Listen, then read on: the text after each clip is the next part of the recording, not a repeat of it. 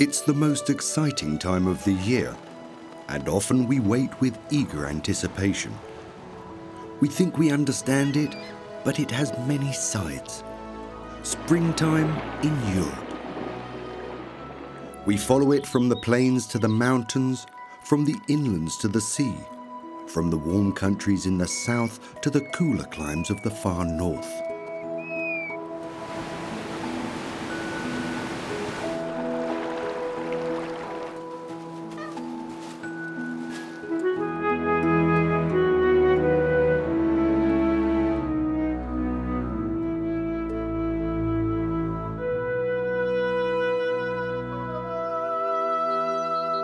Long winters with their icy temperatures give nature a chance to recuperate. But each spring, a small miracle takes place. With the warmer temperatures, new life returns.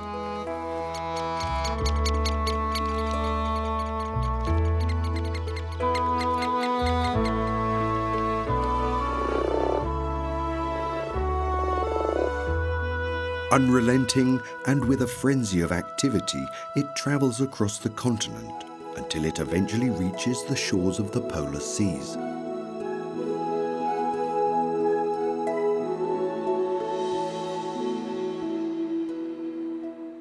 As the sun climbs over the peaks, the valleys in the Alps are still bitterly cold.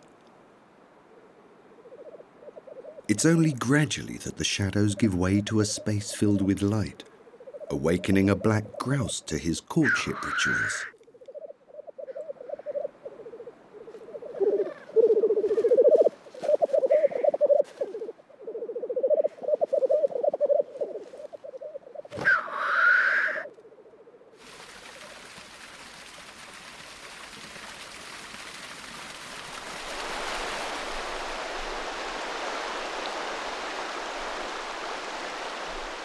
As the snow melts and a new season begins, everything is set in motion. The winter offers its last resistance near the tree line, in the shadow of the mountains. The small ponds have just thawed, so forbidding as it may appear, it is already beginning to teem with life. Grass frogs stir out of their slumber.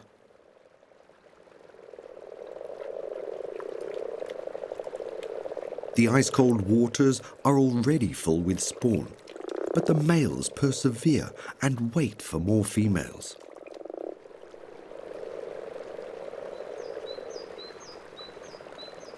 They've all spent the winter buried deep in the earth next to a small stream. It's only when the morning sun is warm enough that they spring to life.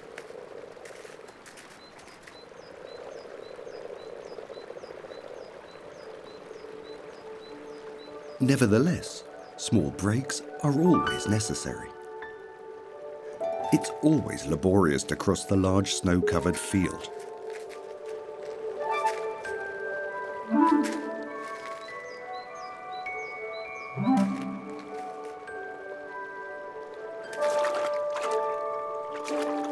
At its peak, the courtship transforms this pond into a watery male choir. The ceremony continues over some days, until quiet again returns, as if nothing had happened.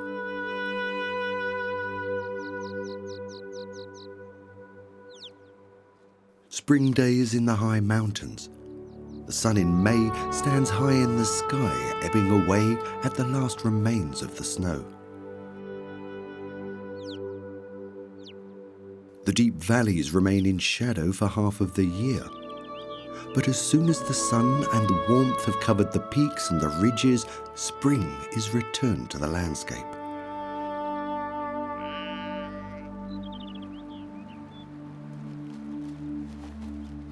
The young marmots are forced out of their burrow in June.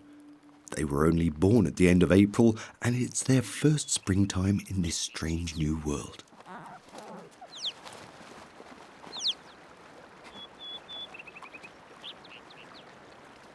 Young marmots are very playful, and if no playmates are to be found, then the mother has to take her turn.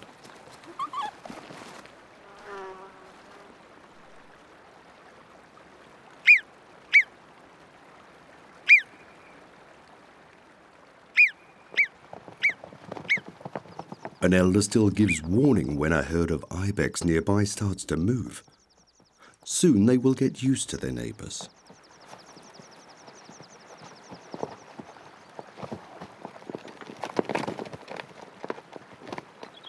The ibex from last year are beginning to shed their winter coats and are preparing themselves for the seriousness of life before them. Soon these playmates will be arch rivals.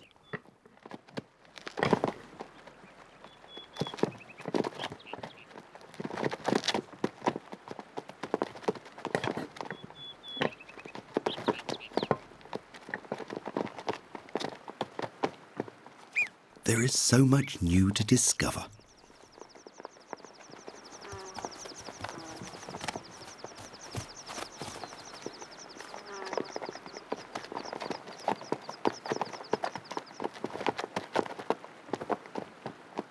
The herds of ibex separate at the end of winter. The mothers are with their offspring, leaving herds exclusively with males. The hierarchical dueling is at an end. The food is growing, time for a spot of intensive leisure. The older ibex develop powerful horns, sometimes very practical, but more often just a heavy load.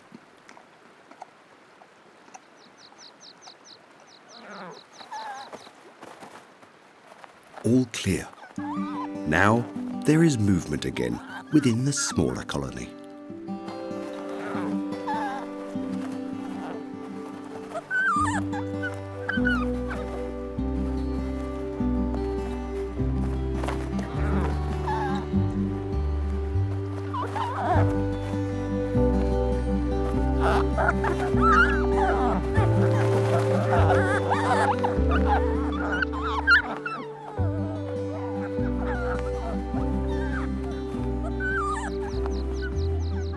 The young marmots are proper little bundles of energy.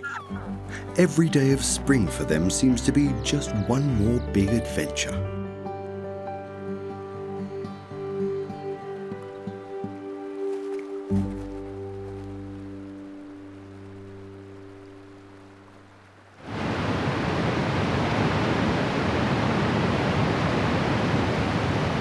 The melting of the snow in spring and the periods of rain in the North Alps produce colossal quantities of water.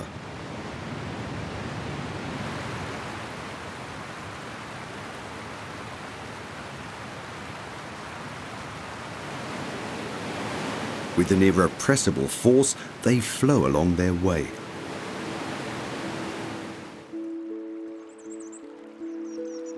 Over the centuries, the cascading waters have cleared deep paths within the valleys.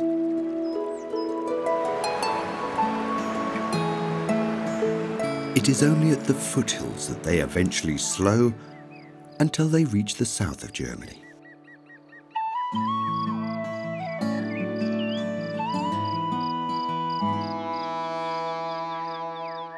There the spring has already begun in April, 8 weeks earlier. The cherry blossoms on the Swabian Alb are in full bloom.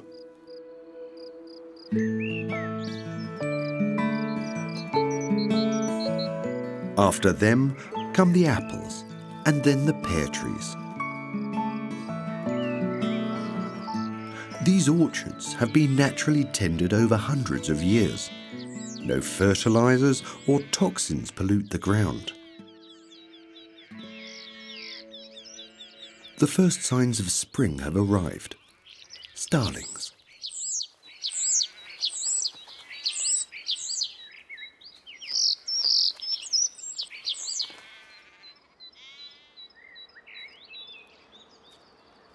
The old fruit trees are full of cavities, as if made for the cavity nesting birds.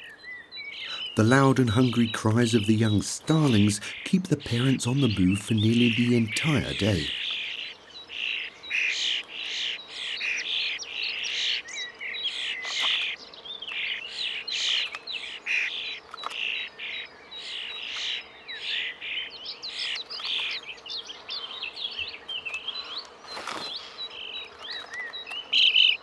The little nest dwellers grow quickly, the nest soon becoming too small for them. All of them push and shove to get to the light. First come, first served.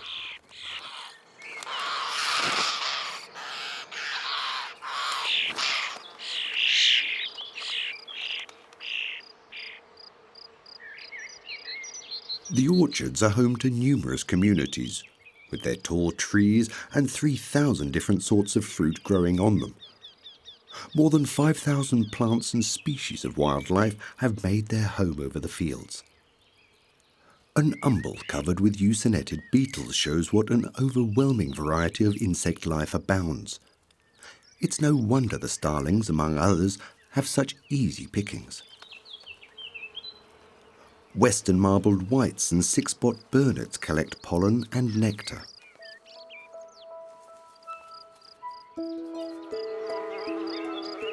Swarms of wild and honeybees are also out foraging. It's only thanks to their pollination that the trees carry fruit.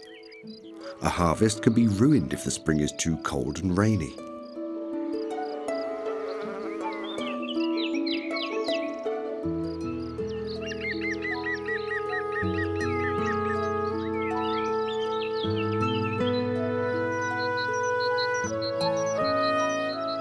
A sea of flowers is created under the apple trees when in full bloom. Dandelions, sage, wild carrot and daisies.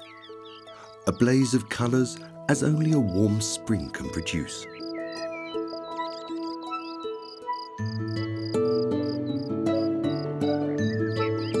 A further wonder, meadow salsify spreads out across the landscape. The orchard's fields are mown late, following the bloom when the plant seeds have fallen. That's also an explanation for the extraordinary variety of the countryside.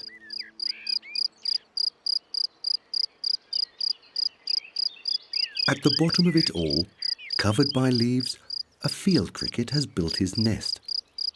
Unflaggingly, he tries to attract a female to join him in his quarters. The shrill call of the cricket is produced by rubbing his wings together.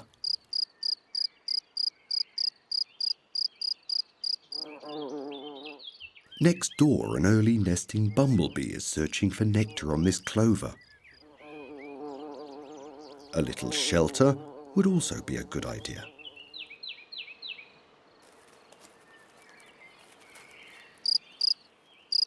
Perhaps another one is free.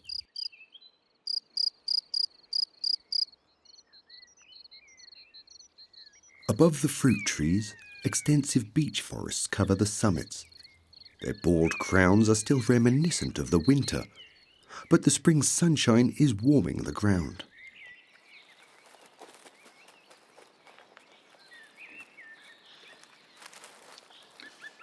After many weeks of cold, things are beginning to warm up for the wild boar.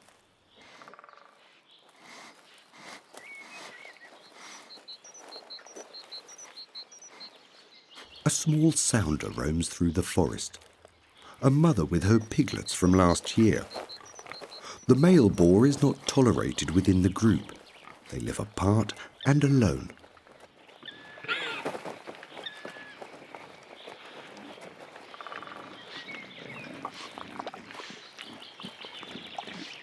The boars can still find beech nuts underneath the leaves if the forest's trees have carried enough fruit throughout the autumn.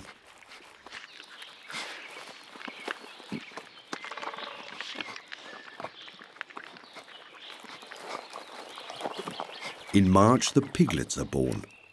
For 2 months, they keep their striped coat, and then it begins to fade. Still new to the world, they burrow intensely looking for tender shoots.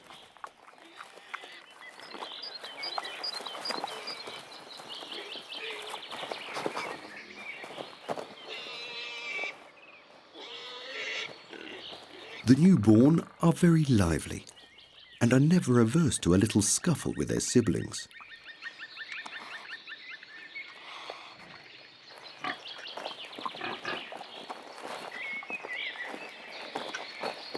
Although they may be ready for their first solid foods, most of all they still love their mother's milk.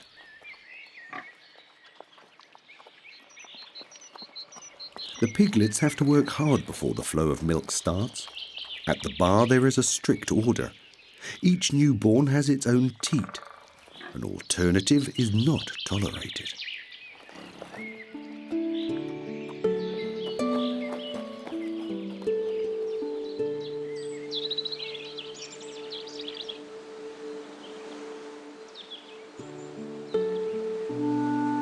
Suddenly, as if by magic, the ground under the beeches is green and filled with wild daffodils as far as the eye can see.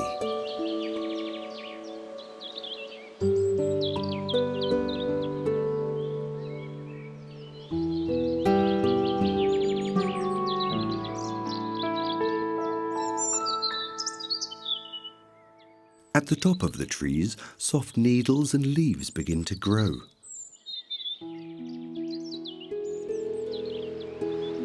On sunny spring days, the trees and bushes are flooded with light. How much more beautiful can springtime be?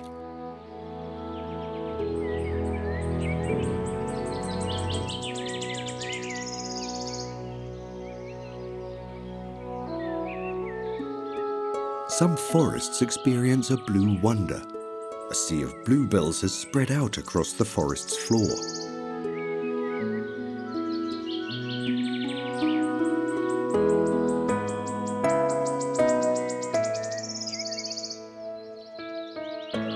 Then it is the turn of the corydalus to decorate the forest.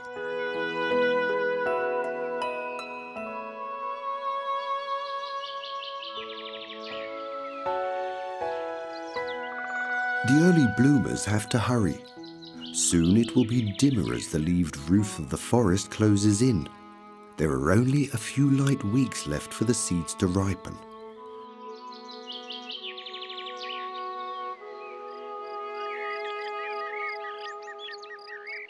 At the end of May, the fruit tree's blossom has passed its peak.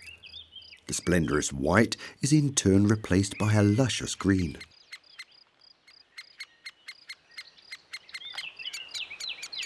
The young great-spotted woodpeckers are nearly full grown, which in no way diminishes their appetite. Woodpecker cavities are much sought after. A starling has already seen his chance. He'll have to wait another year before he can move in.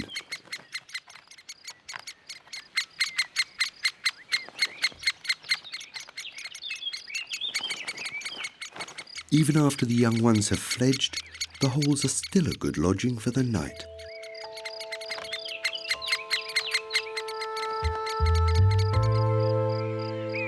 Natural orchards are a precious landscape, and it is only around the Alps where they exist as such.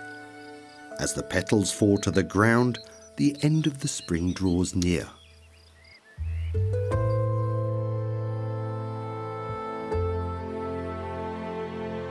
In the northeast of Poland, there is another landscape and another spring.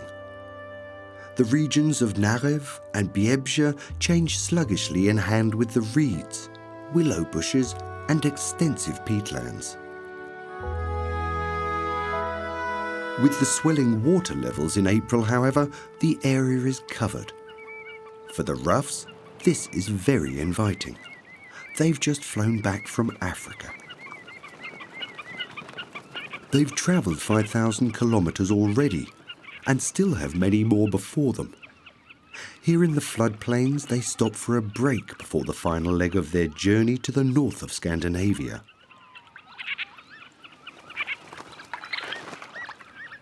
The males are already showing their colours.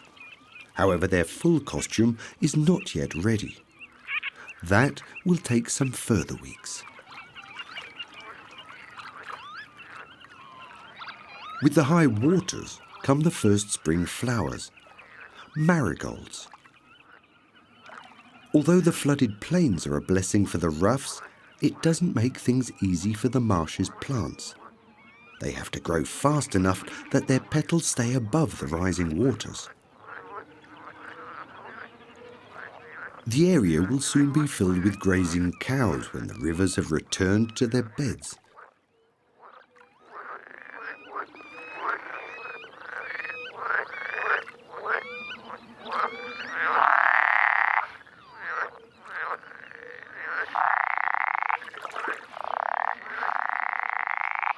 For now, the watery landscape has inspired an enormous gathering of water frogs.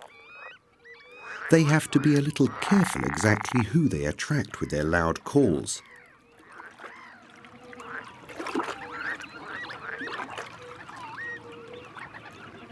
White storks are on patrol across the wet fields, and frogs happen to be one of their favourite items on the menu. It pays here to keep one's eyes open. The rich variety of wildlife across the river flood plains of Poland is overwhelming. Nowhere else in Europe can one find so many storks as here. Across the country, it's estimated that there are around 40,000.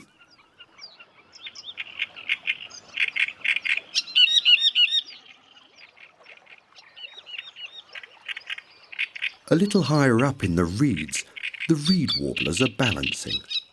Their whole day is spent toiling away with their rasping call.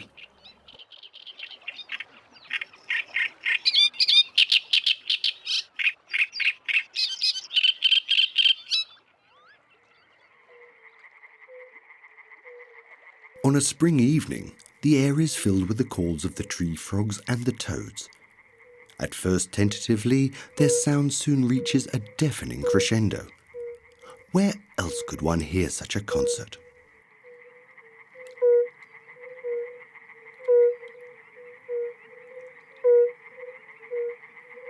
The small fire-belly toad is only a few centimetres big, but when puffed up, their call can be heard for kilometres around.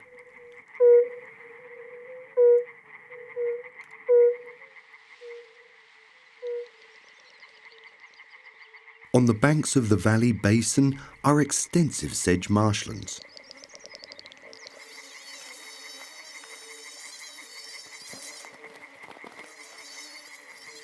In the spring, one of the marsh's shyest birds gives a most special performance.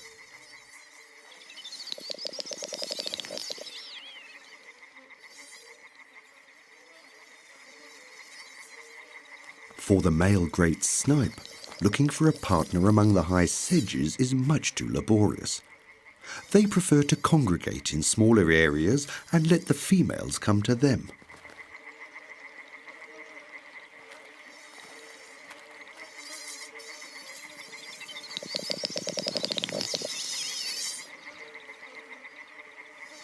For weeks they call out late into the evening hours. Time and again their calls falling on deaf ears.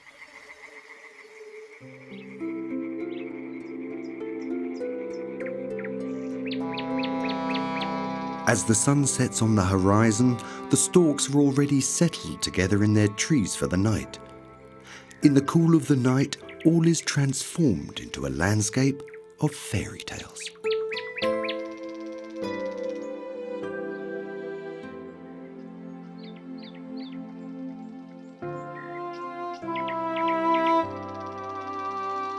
Hesitantly, the sun disperses the morning mist, and another warm spring day in May begins on the floodplains of Poland.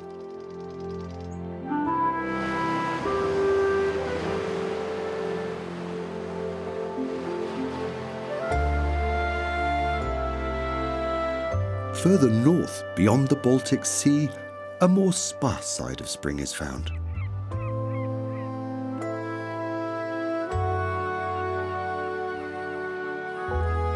However, on the inlands of the Swedish coast in May, there is a new start. With the help of favourable winds, the cranes have arrived after their long journey from Spain. With them come flocks of whooper swans.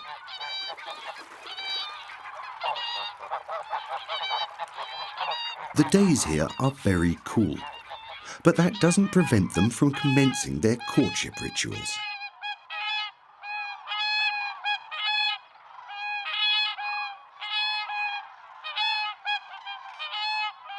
The grasslands around Lake Hornborga offer the cranes and the whooper swans an impressive stage. Every day as the sun rises, the mating grounds are already fully occupied. As the first birds begin to move, it's not long before the others are infected by the movements. Suddenly large groups get caught up in the festivities.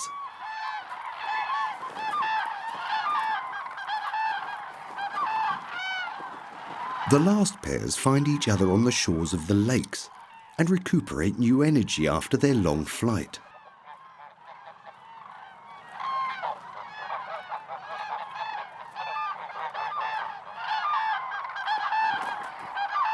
For many of the cranes, their journey is at an end in the south of Sweden.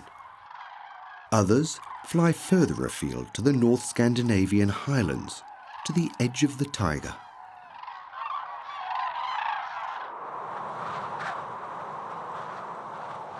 There, the winters are icy, sometimes unrelentingly.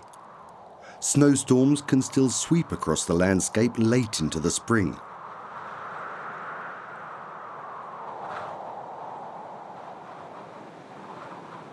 But very quickly, sometimes overnight, everything can change. Strong currents of warm air amass and the snow begins to melt.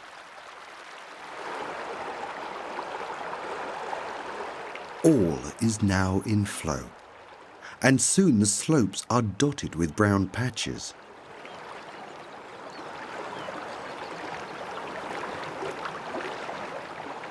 On the banks within the willows, the first catkins are already in bloom. The bumblebees are the first guests. In contrast to bees, the bumblebees' flight muscles produce enough warmth to allow them to fly on cooler days.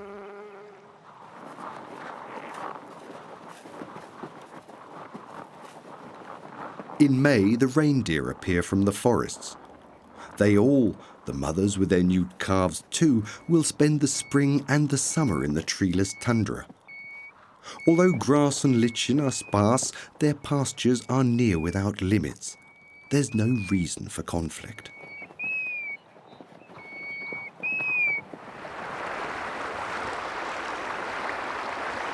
After the first warm days, there's no holding back. Rivulets are transformed into rushing creeks. Finally, the ice of the great rivers breaks.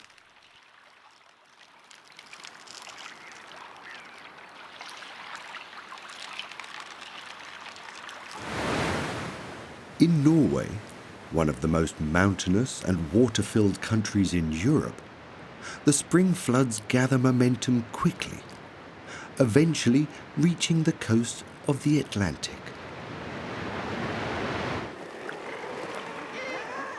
At the foot of the sea's cliffs, a meeting of guillemots is underway. The birds spend most of the year on the high seas. It's only for a few weeks in the spring that they come on land to breed. At the base of the cliff, there's time for a little bath, while above, the business of breeding is underway. Bird rocks are like cities in the sea. On every level, a different species of bird is nesting.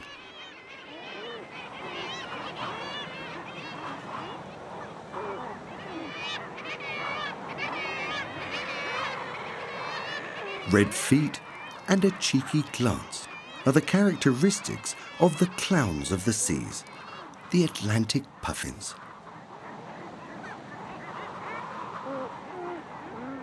Not all have yet mated, and so some persistent billing and cooing is needed.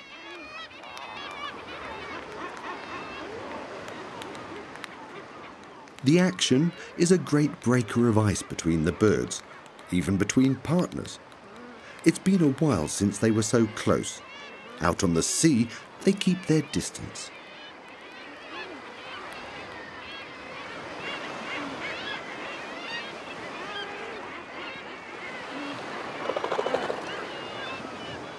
During the breeding time, the puffins go on convivial air tours. It helps them to familiarise themselves with the steep cliffs and also to slowly get used to breeding within such close proximity.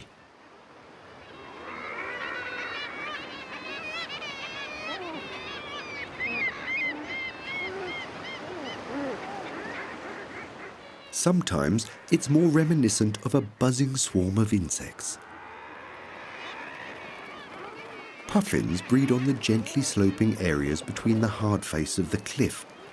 They use crevices or deserted rabbit holes. If one is not at hand, then they have to dig. When she is happy with the shelter, a new family can be started.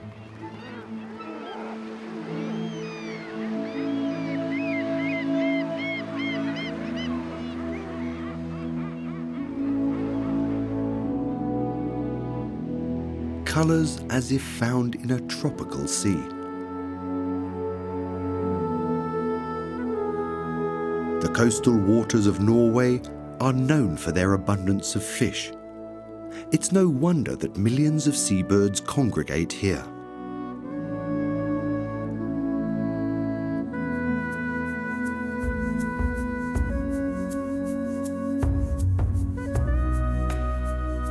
Thanks to the Gulf Stream, it's not only the spring but also the winter that remains mild.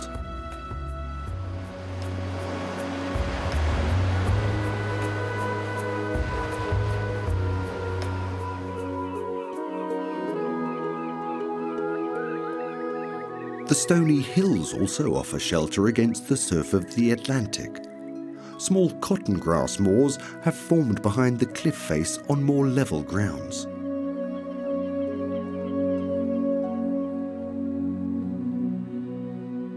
The coastal mountains stretch for as far as 2,000 kilometers along the Atlantic, far to the north all the way to the Arctic and to the barren tundra. In the sparse bushes, redwing.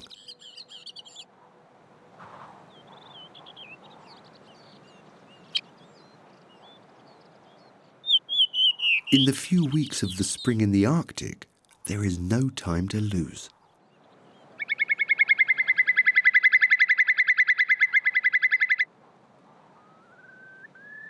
The whimbrels, within only 4 weeks after the thaw, have already produced their young. The chicks, despite lively, are still on unsure footing. Their downy plumage is still very thin, and the constant winds cool them very quickly. Some motherly warmth is much sought after.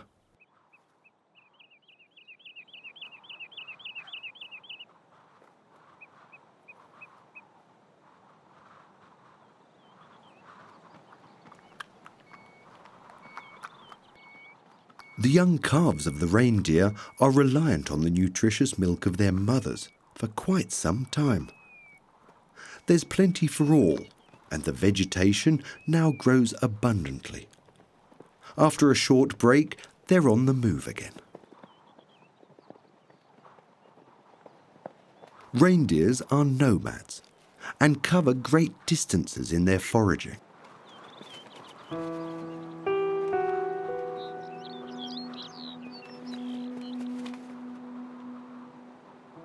They're not really dangerous for the breeding dotterels, but rather unwelcome. Their hooves can easily destroy their nests.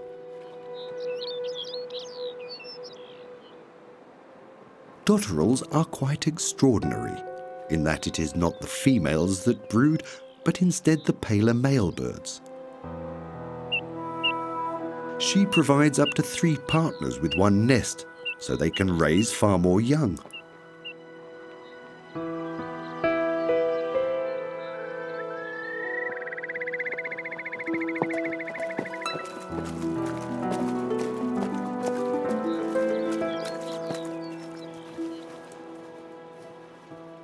If an intruder gets too close, she will try to distract him. In an attempt to lure him away, she feigns being injured and an easy prey.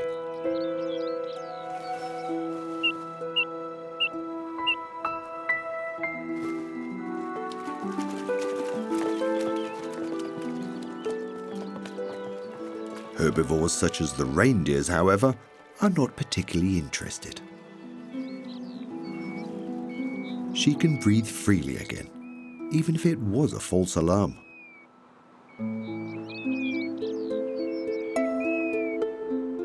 Plants in the Arctic have an especially difficult time. Their only protection against the cold is a thin layer of snow, and they remain tiny like these on this pasture.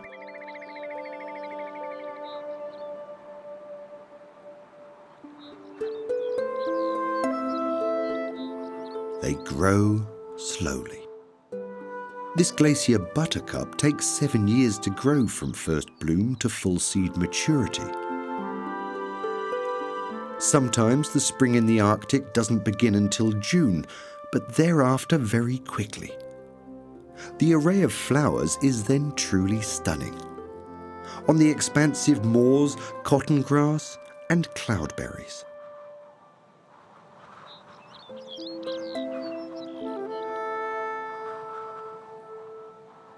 In sheltered valleys blooms blue heath, and on the areas whipped by the winds, white dryas.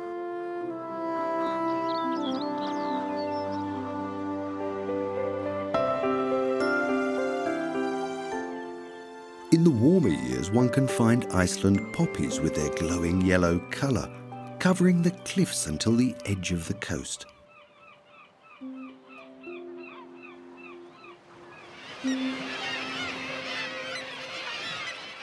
Around the cliffs, June is rush hour.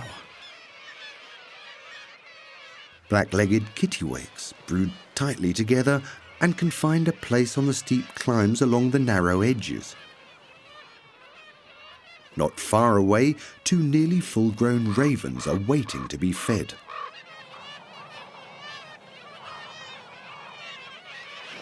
The parents are never far away and keep them, as well as the neighbours, well in sight.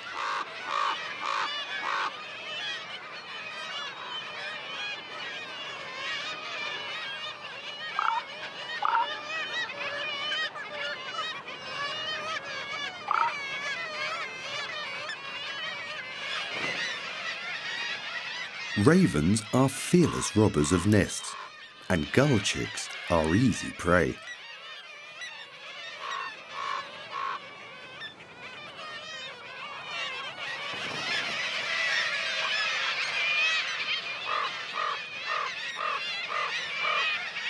Every day there's a new attempt. Perhaps the diligence of the seagulls is unnecessary. Perhaps the attention simply gets on their nerves. Fortunately, the young ravens will soon fledge.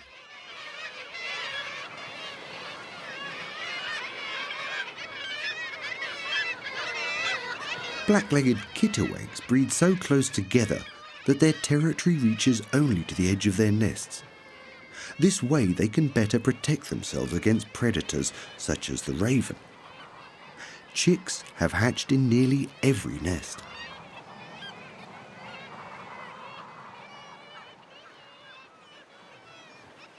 However, danger comes less so from predators, but more so from the changing moods of the Arctic spring. Sea fog from the polar sea can, in a matter of minutes, envelop the entire coastline. If it remains, then foraging for the young can be very difficult. On other days, the polar sea throws up enormous crashing waves.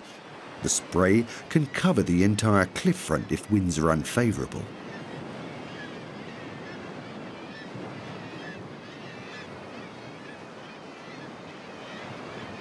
The gulls have instinctively built their nests high above the level of the surf. Seabirds such as the black-legged kittiwakes can weather the storm. Such rough weather is not without its advantages when one has survived. The wind and the waves have washed up leaves of seaweed, each with countless forms of small sea creatures. For the dunlins, ruddy turnstones and ruffs, this is a banquet. The gulls take advantage of the situation and search the water surface for all that has been thrown up by the surf. There's no swarm of birds without food from the sea.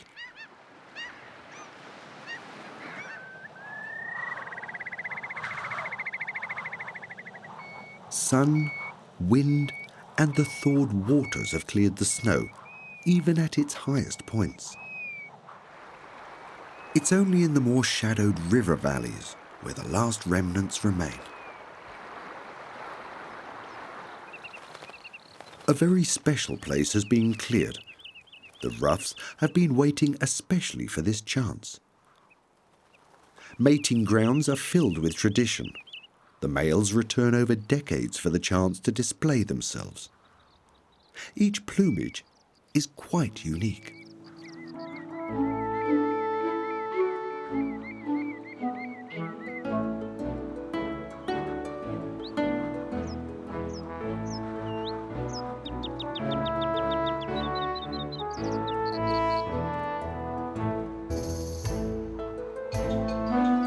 With showy ruffs and wigs, they are dressed to the nines, looking to impress not only their competition, but also the females.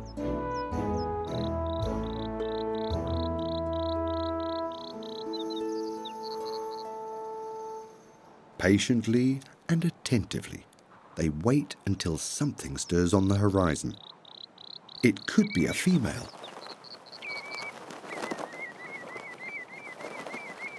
Jumping into the air, they jostle for attention.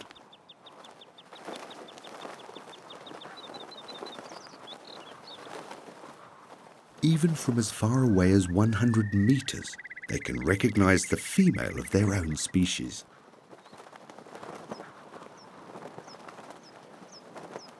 If they manage to make an impression, then the more soberly colored females will land.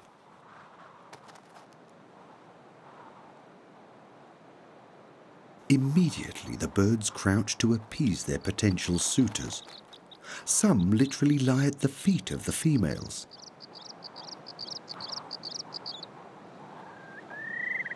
They can maintain this humble position for minutes on end. Other males join the arena. They don't want to miss out on anything.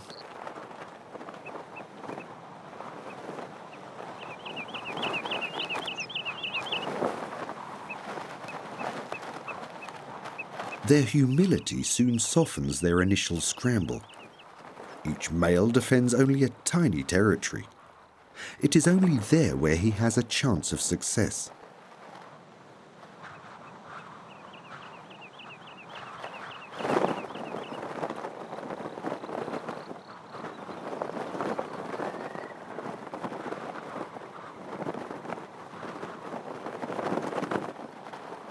Throughout the day, fiery conflicts flare up. This can be a very arduous process. But perhaps it has all paid off. They've made their impression.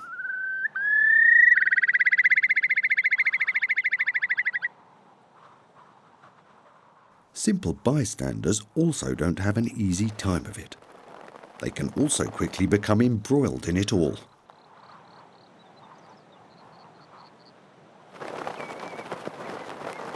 The ruffs fight without fear of consequences. Competition is tough.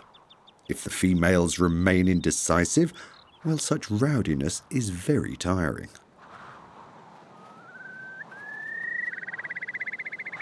For weeks on end, the tournament continues back and forth until the eggs are laid in the nest.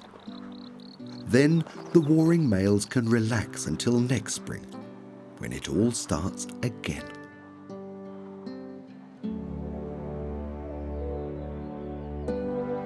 South of the tundra lies the primitive taiga, a seemingly endless coniferous forest that stretches from Scandinavia to the Pacific.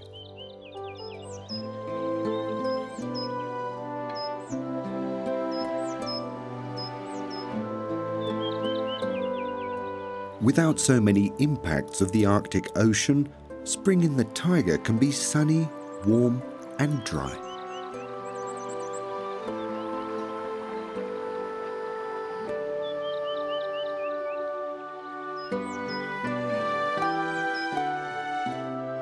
It is a still and silent world, which has its own particular magic.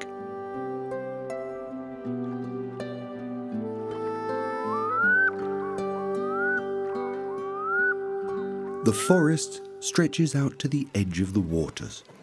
This is bear territory. A mother is underway with her 3 cubs.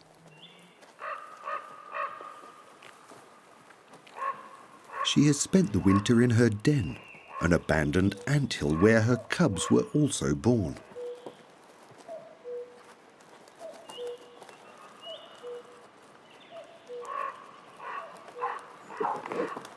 The cubs still have the white collar with which they're born.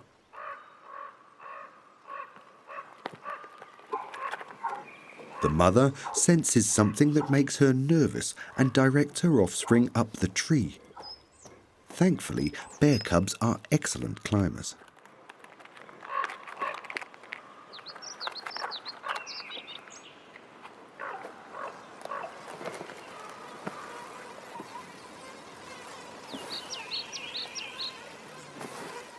All clear. It's only cubs from last year that are looking for food with their mother.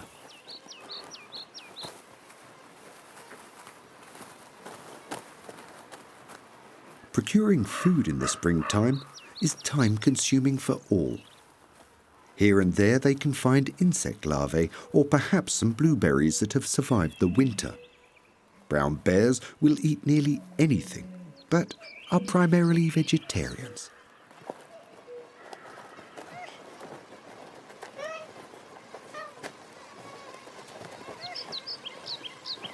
Cubs will remain in the care of their mother for around 2 years. They need a lot of time to learn how to fend for themselves, and they have to learn intensively every day.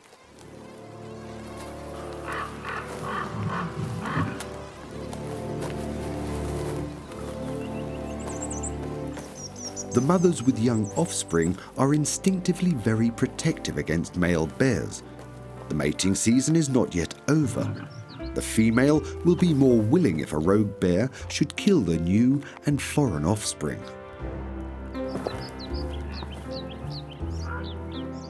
The intruder runs off. It seems there is something here that makes him uneasy.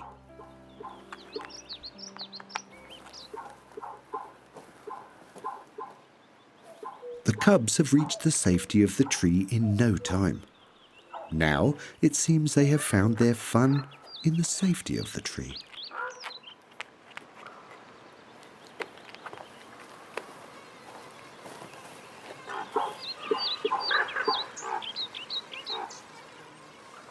Getting them to climb up the tree is not the problem. It seems a little more difficult to persuade them to come down again.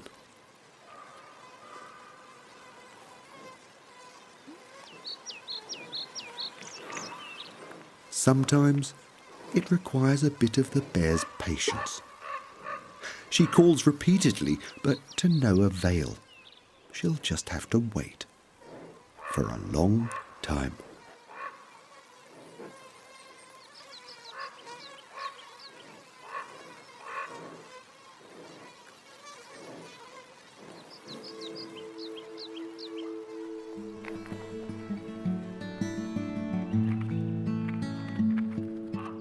Finally, the time has come.